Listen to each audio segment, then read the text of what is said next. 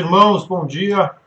A graça e a paz do Senhor Jesus, que a bondade, as misericórdias do Senhor estejam sobre a sua casa, sobre a sua vida, sobre o teu lar.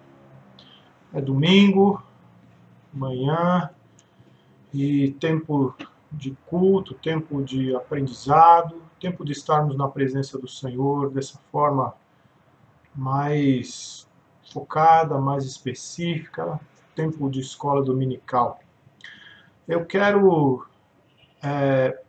reforçar o aviso que foi dado na quarta-feira. Nós não teremos os nossos cultos presenciais por alguns domingos, a começar de hoje, e tivemos aí uma recomendação do Conselho de Pastores e também o decreto da Prefeitura da cidade, restringindo aí os cultos, os ajuntamentos.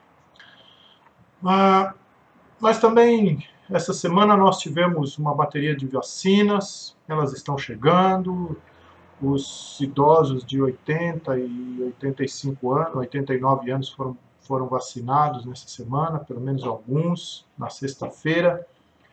Eu quero incentivar você a ter paciência com esse tempo.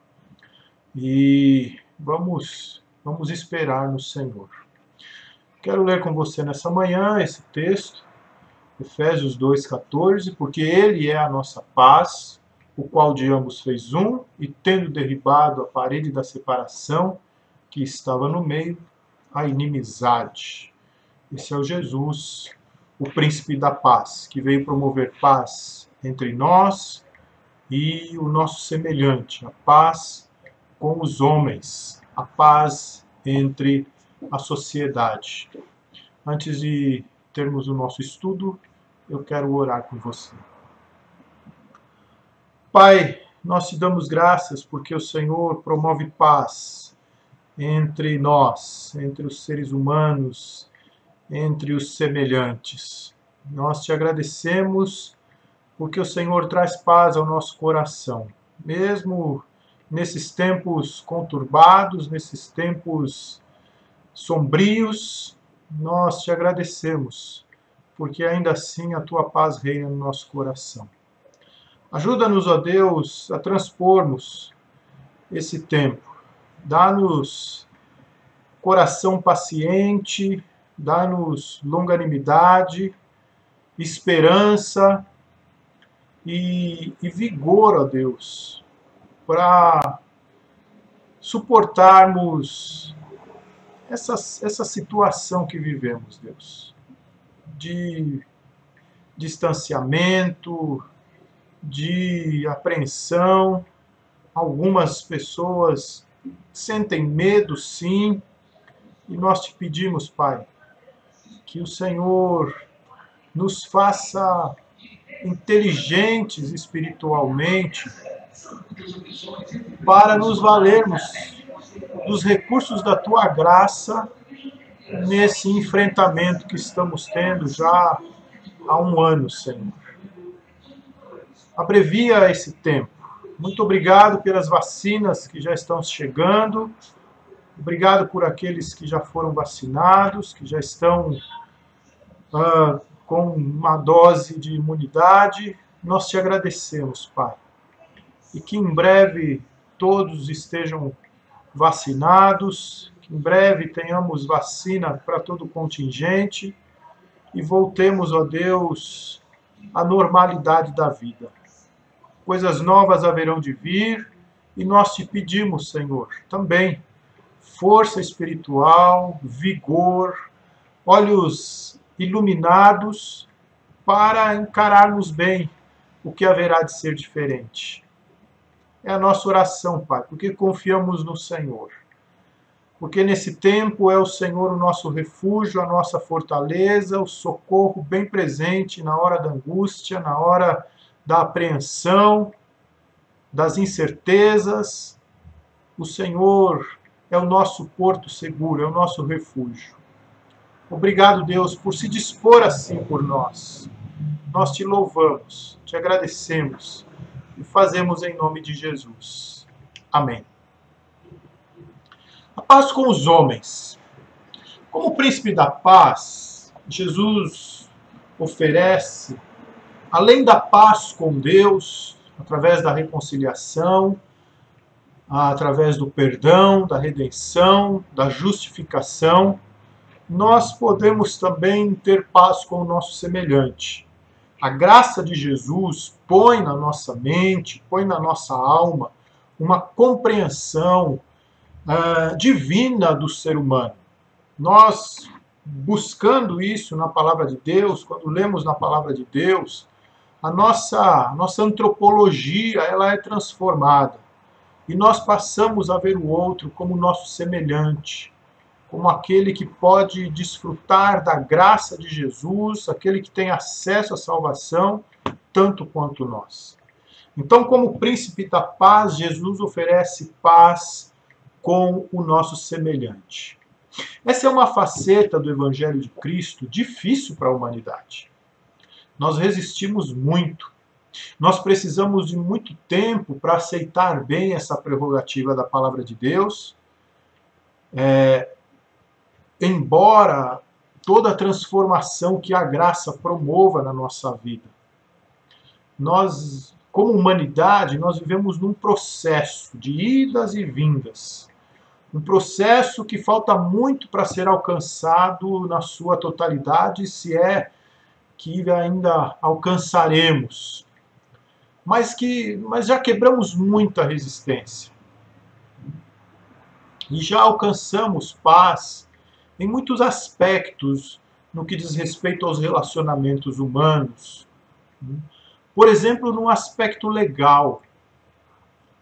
É compreendido hoje que escravidão é ilegal. Mesmo quem insiste nessa prática, em ter um escravo, em ter alguém que trabalhe para si de forma compulsória, sem qualquer ganho, como se fosse um bem próprio, como se fosse um objeto. É compreendido que isso é ilegal.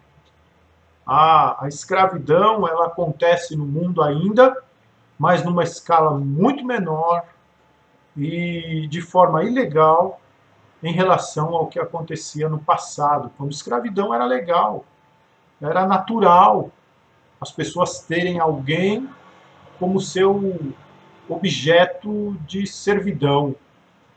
E isso entre cristãos também. Então, esse é um passo. A humanidade hoje tem essa compreensão. E isso promove, de certa forma, é uma promoção da paz entre os seres humanos. É compreendido hoje que crime passional é ilegal. É compreendido hoje que as pessoas que têm deficiência, elas têm direitos.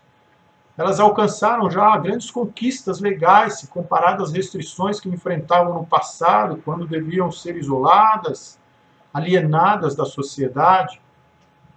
Aos refugiados de guerra, por exemplo, um lugar, um abrigo com um mínimo de dignidade lhes é oferecido. Por mais restrições, por mais privações que eles passem, ainda assim existe um olhar do mundo, das nações, um olhar misericordioso, apesar da desumanidade que ainda existe. Mas em tempos outrora era diferente. Essas pessoas eram mortas, morriam de fome nos desertos, nas fronteiras, sem abrigo, sem qualquer saneamento. Nós estamos longe de um ideal. Mas o que eu quero dizer é que as relações, a paz entre os seres humanos já foram mais hostis do que são hoje. Eu não estou dizendo que haveremos de chegar a uma perfeição, eu não quero aqui transmitir qualquer ideia romântica, idealista, não. Mas eu preciso dizer aos irmãos, à igreja, de que o Evangelho fez diferença na humanidade. E se Cristo é o príncipe da paz, os ganhos que aconteceram na história foram resultados da anunciação do Evangelho, da mudança de perspectiva do ser humano para consigo mesmo, para com seu semelhante, promovida, fomentada pelo Evangelho de Jesus. Então era legal ter escravos, era legal um homem matar a esposa, se ofendido na sua honra, era legal dizimar contingentes sobrantes durante uma guerra, era legal o tráfico humano por todo o mundo. Hoje essas coisas são ilegais, elas estão sendo reprimidas. E os questionamentos que deram força para que esses processos de conquistas históricos fossem acontecendo, todos eles são provenientes da mensagem cristã.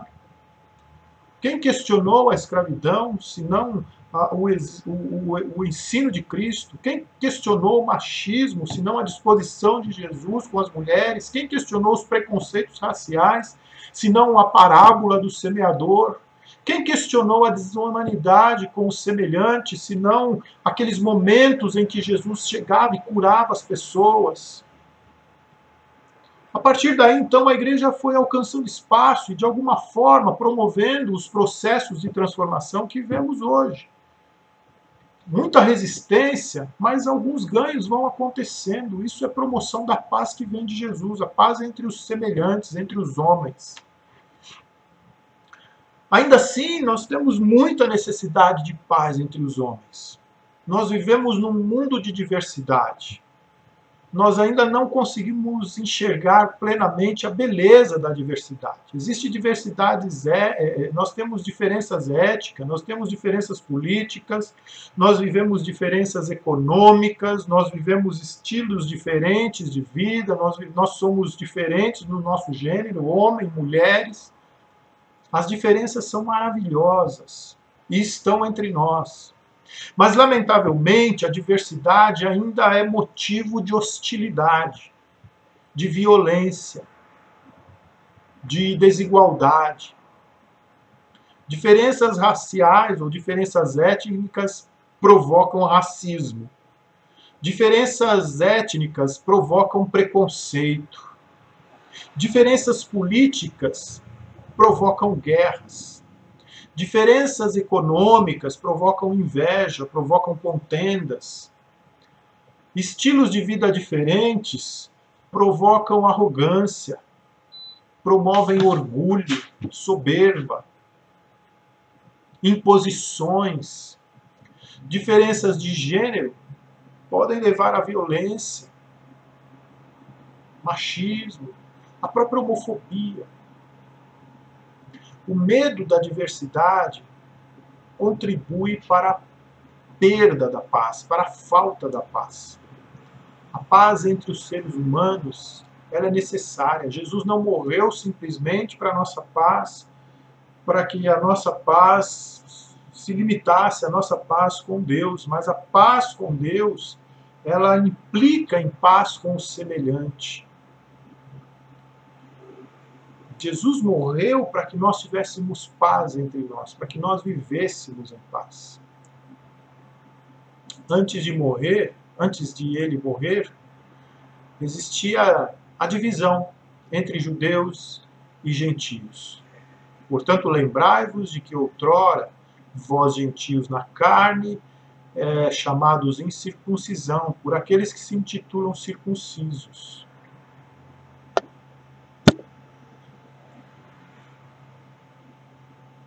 Na carne, por mãos humanas. Paulo está falando da diferença entre judeus e gentios. Judeus e gentios, os judeus entendiam que os gentios eram uma segunda categoria de ser humano. E muitos gentios também entendiam o outro como segunda categoria. Tanto que nós temos na história os romanos e os bárbaros, por exemplo. Então, esse preconceito, essa compreensão de que o outro é inferior, ela não é monopólio de um povo. Ela é da humanidade.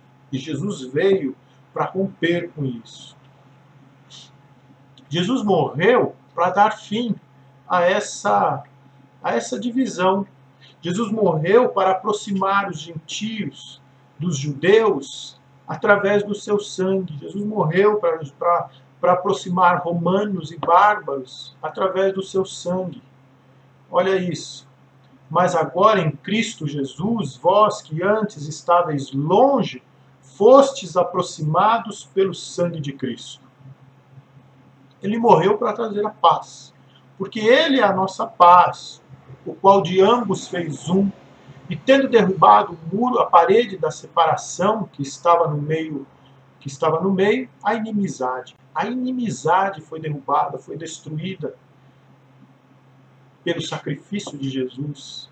Jesus promove, então, essa paz entre os outros. Jesus morreu para reconciliar judeus e gentios com Deus, e reconciliar-se ambos em um só corpo com Deus, por intermédio da cruz, destruindo por ele a inimizade. Todos nós estamos reconciliados com Deus, aqueles que se renderam ao sacrifício de Jesus, ao ministério de Jesus, à ressurreição de Jesus, ao senhorio de Jesus, estão reconciliados com Deus.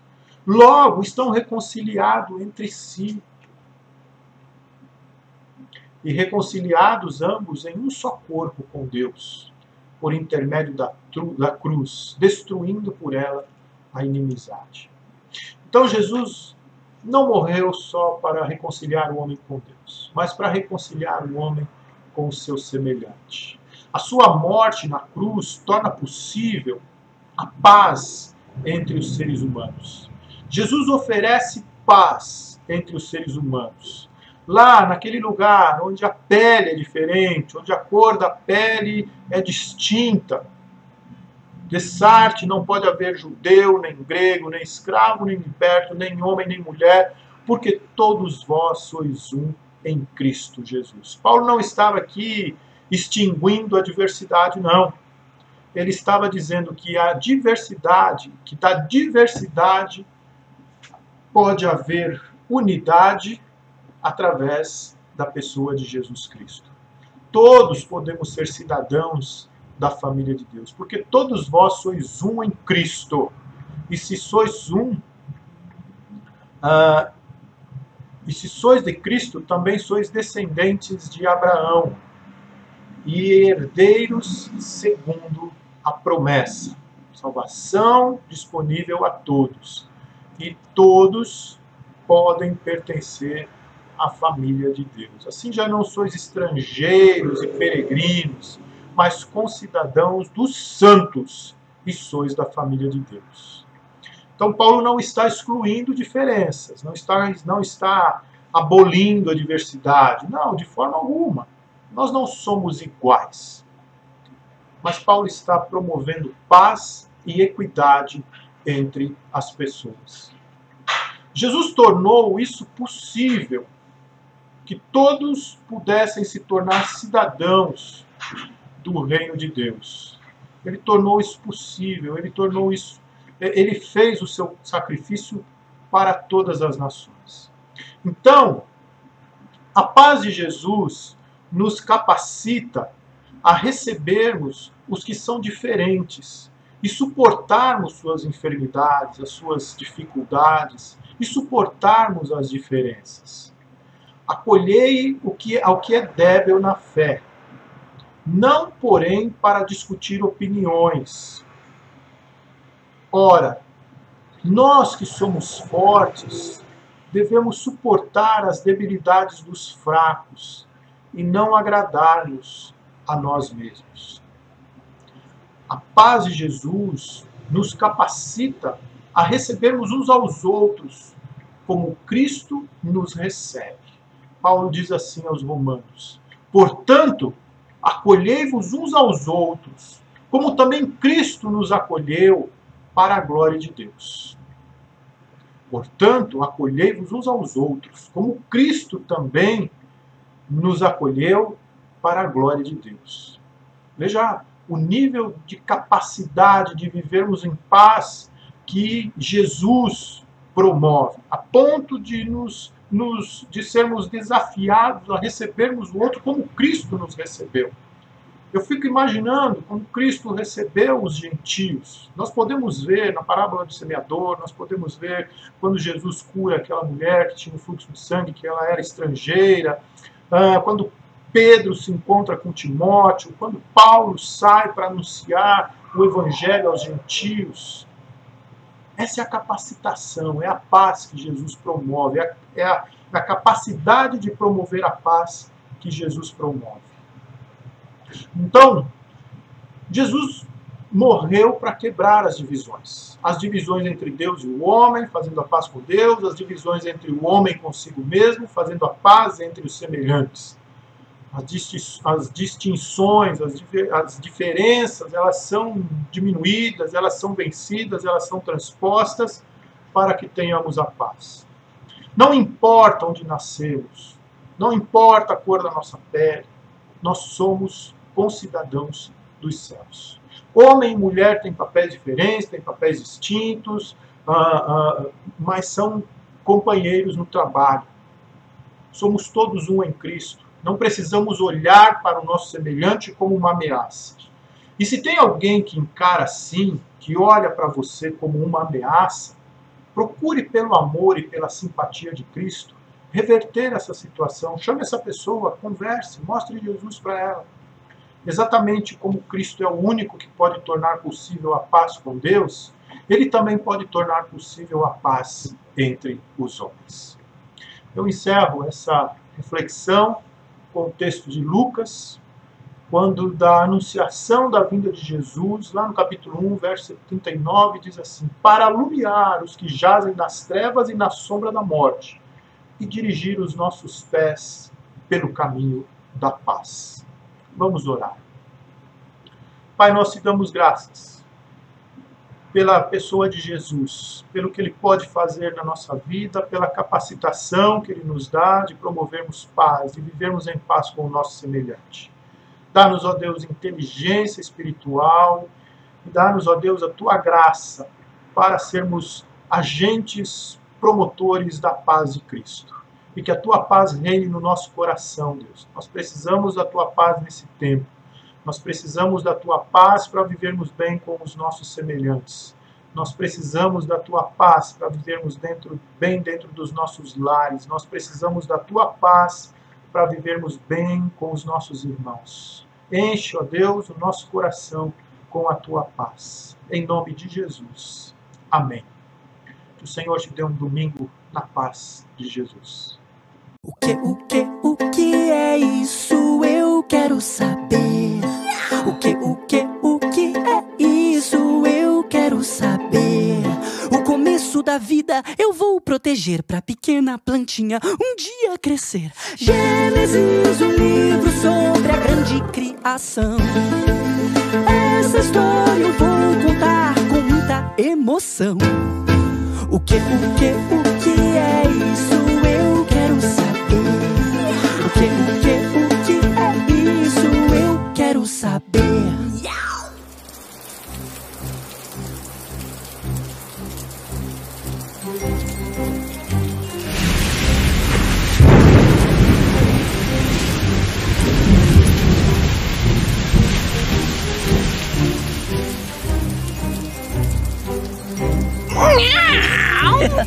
Augustus, por que estamos aqui embaixo? Por acaso a história de hoje é de medo? Gatinho, a história de hoje conta sobre um grande cachorro que corria atrás de um gatinho rabugento. Não fala uma coisa dessas! Eu estou brincando, gatinho. É melhor estar aqui dentro do que lá fora, tomando muita chuva e sentindo muito frio. É verdade, Augustus.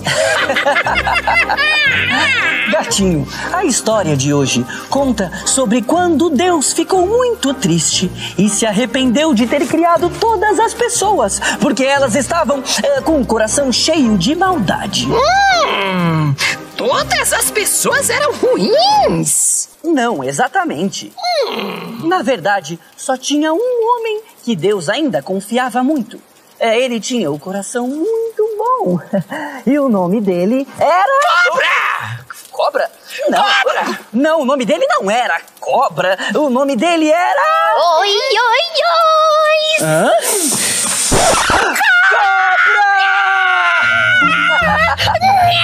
Não, por favor, não me devore! Oi, senhora Cobra, que saudade! Miau! Saudade? Como? Você está falando com uma cobra? Eu não vou te devorar, gatinho lindo. Eu sou amiga do Augustus, não se preocupe. Isso mesmo. Miau! Algo de errado não está certo! O quê? Por quê? Ela está aqui! Como vocês sabem, está chovendo muito lá fora. E eu precisava de um lugar seguro como esse aqui. Penso que pensei que estou pensando. Já que você está aqui, você pode ouvir a história que eu estou contando. Miau! Sim, eu adoro ouvir histórias. Eu sei. O único homem no mundo que tinha o coração muito bom era Noé. Deus confiava muito nele. Noé? Mas o que ele tinha de tão especial, Augustus? Ótima pergunta.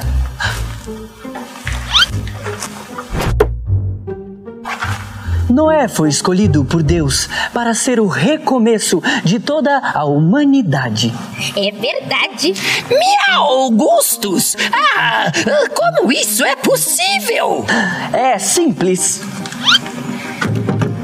Deus estava muito triste com a humanidade, pois como Adão e Eva e também Caim, todas as pessoas estavam longe de Deus.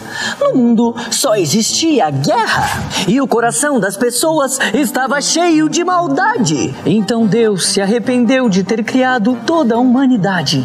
E para acabar com essa maldade, ele decidiu começar tudo de novo.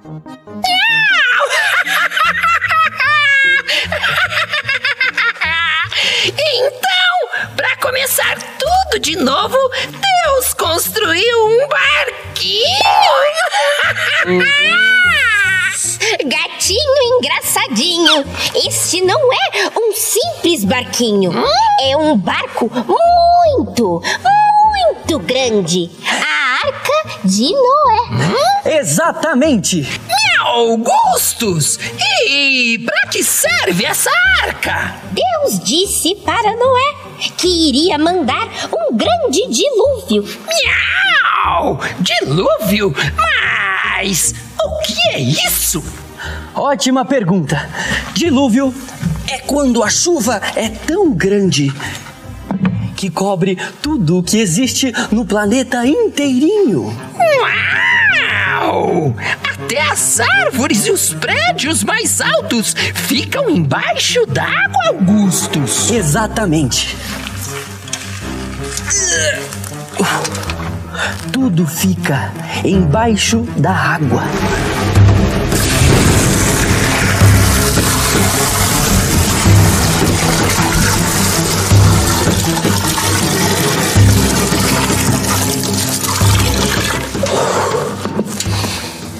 Deus mandou o dilúvio para acabar com toda a maldade que existia na Terra. Miau! Eu tenho medo de água e também não sei nadar. Exatamente por isso que Deus mandou Noé construir a arca e colocar dentro dela 2 animais de cada espécie, macho e fêmea.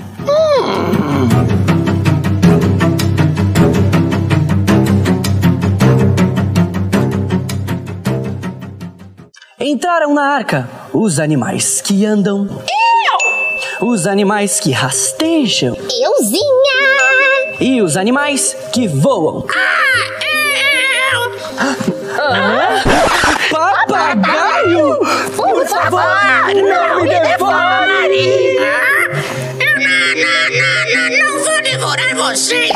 Eu decidi entrar aqui porque está chovendo muito lá fora! Ufa! Miau! Agora minha casa tá parecendo a Arca de Noé! Então, papagaio, seja bem-vindo! Obrigado, pessoal! Mas sobre o que vocês estavam falando? Você chegou bem na hora que o dilúvio estava quase acontecendo.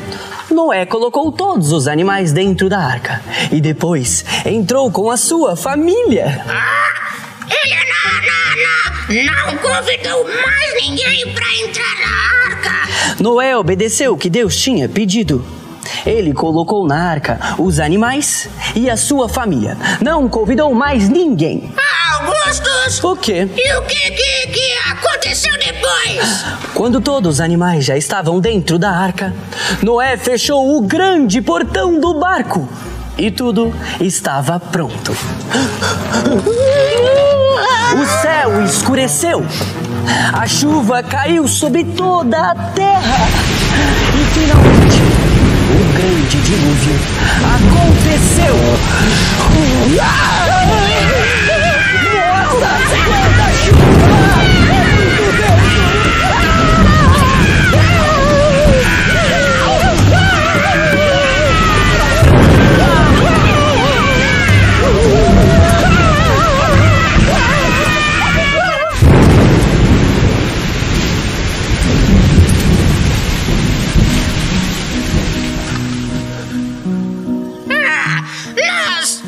Nós estamos vivos!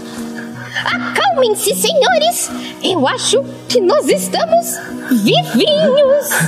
Miau! Papagaio, você sabe voar! Toda a vida que estava dentro da arca sobreviveu, mas toda a vida que estava fora foi destruída pelo dilúvio. E a arca de Noé ficou quanto tempo em cima da água? Ótima pergunta. O dilúvio durou 40 dias e 40 noites. Miau! Tudo isso dentro de uma arca? Dá vontade até de vomitar bola de pelos. Miau! Bola de pelos?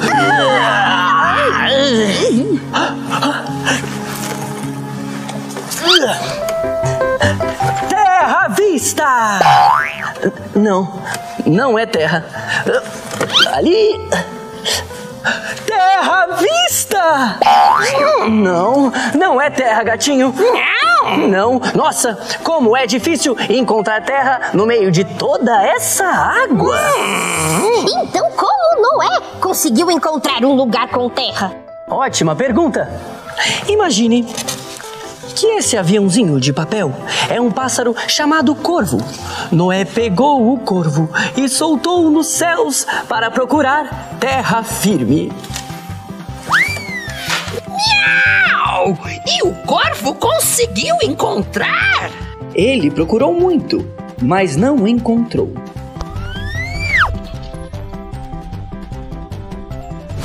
Depois de uma semana, Noé resolveu fazer outra coisa. Imagine que esse aviãozinho de papel branco é um pássaro chamado pomba. Noé pegou a pomba e soltou nos céus para voar e procurar terra firme. Augustus, eu tenho certeza que ela não encontrou. Exatamente. A pomba voltou para o grande barco no mesmo dia. Mas Noé não desistiu. Depois de uma semana, ele soltou a pomba de novo. Penso que pensei que estou pensando. A pomba voltou para a arca de Noé voando e na ponta do seu bico ela trouxe um pequeno galho de oliveira. O que isso quer dizer? Quer dizer que as águas estavam abaixando e que as árvores estavam crescendo, gatinho. Então, Noé e sua família podiam dizer: Terra à vista! Quando a arca chegou em terra firme, Noé e sua família saíram dela e adoraram a Deus. E naquele momento, Deus prometeu para Noé que nunca mais ia destruir a terra com outro dilúvio.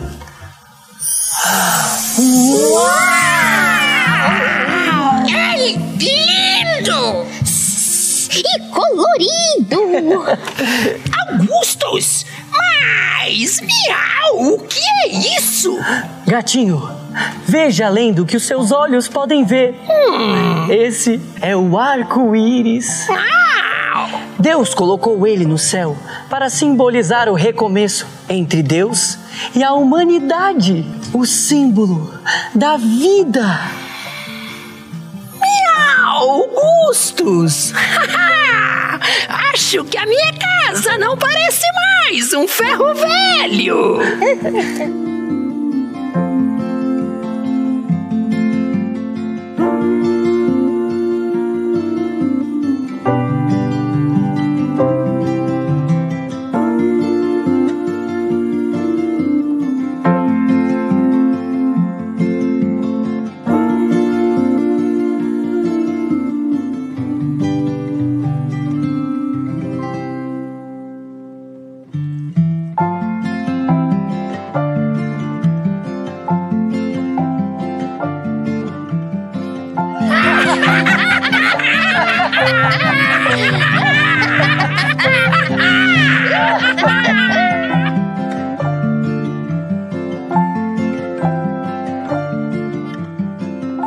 Proteger pra pequena plantinha um dia crescer. Gênesis, um livro sobre a grande criação. Essa história eu vou contar com muita emoção. O que é isso?